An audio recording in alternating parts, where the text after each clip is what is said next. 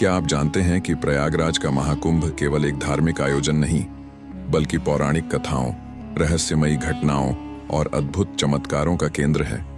यह वो स्थान है जहां धरती और स्वर्ग का मिलन होता है। आज हम आपको महाकुंभ के उन रहस्यों और घटनाओं के बारे में बताएंगे जिनके बारे में आपने शायद ही पहले सुना होगा। कहानी शुरू होती है सृष्टि के आरंभ से, जब ब्रह्मा जी ने पृथ्वी पर जीवन का निर्माण करने के लिए पहला यज्ञ किया। इस यज्ञ का स्थान था गंगा, यमुना और अदृश्य सरस्वती के संगम का पवित्र क्षेत्र। ब्रह्मा जी ने यहाँ एक दिव्य वृक्ष लगाया जिसे आज अक्षयवट कहा जाता है। अक्षयवट यानी वह वृक्ष जो प्रलय के समय भी नष्ट नहीं होता। कहा जाता है कि जब पूरी सृष्टि जलमग्न हो गई थी तब यह वृक्ष अकेला बचा रहा। मान्यता है कि इसकी छाया में ध्यान करने से मोक्ष की प्राप्ति होती है। भगवान विष्णु ने इसे आशीर्वाद दिया था कि यह सृष्टि के अंत तक अमर रहेगा। यही कारण है कि महाकुंभ में आने वाले लाखों श्रद्धालु इस दिव्य वृक्ष के दर्शन करने जरूर आते हैं। प्रयागराज में संगम के पास स्थित यह हनुमान मंदिर अपने आप में एक चमत्कार है। यहाँ भगवान हनुमान की लेटी हुई मूर्ति स्थापित है। कहा जाता है कि जब गंगा को पृथ्वी पर लाने के लिए राजा भागीरथ ने तपस्या की तो गंगा के वेग को नियंत्रित करने के लिए भगवान हनुमान ने अपनी शक्ति का उपयोग किया। इस दौरान उन्होंने पृथ्वी पर अपनी छवि छोड़ी, जो आज इस मंदिर में लेटी हुई मूर्ति के रूप में देखी जाती है। लेकिन यहाँ एक और रहस्य है। हर साल गंगा का पानी मंदिर के अंदर तक आता है, मानो भगवान हनुमान को स्नान कराने के लिए, और फिर जैसे ही पानी मंदिर को छूता है खुद ही वापस चला जाता है। इसे ईश्वरीय चमत्कार माना जाता है। त्रिवेणी संगम पर गंगा और यमुना तो दिखाई देती हैं, लेकिन सरस्वती अदृश्य है। ऐसा क्यों है?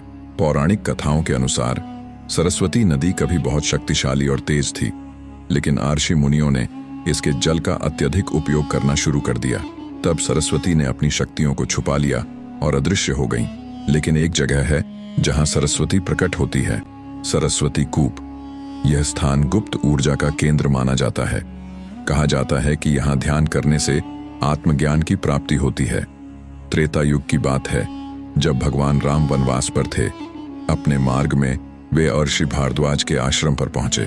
ऋषि भारद्वाज ने न केवल भगवान राम को मार्गदर्शन दिया, बल्कि यह भी कहा कि त्रिवेणी संगम पर स्नान करने से उनके सभी कष्ट समाप्त हो जाएंगे। यही आश्रम आज भी मौजूद है और महाकुंभ में इसका विशेष महत्व है। ऐसा माना जाता है कि इस आश्रम की भूमि पर आज भी वह ऊर्जा है जो भगवान राम के चरणों से जुड़ी हुई है। महाकुंभ की सबसे प्रसिद्ध कहानी जुड़ी है समुद्र मंथन से। जब देवताओं और असुरों के बीच अमृत कलश के लिए संघर्ष हुआ, तब अमृत की कुछ बूंदें पृथ्वी पर 4 स्थानों पर गिरीं: हरिद्वार, उज्जैन, नासिक और प्रयागराज। लेकिन प्रयागराज का संगम इन 4 स्थानों में सबसे विशेष माना जाता है। क्यों?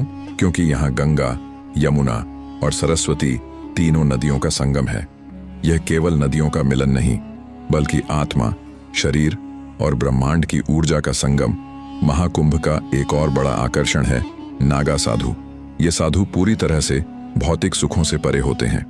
कहा जाता है कि इन साधुओं के पास ऐसी सिद्धियां होती हैं जिनसे ये आत्मा और शरीर को नियंत्रित कर सकते हैं।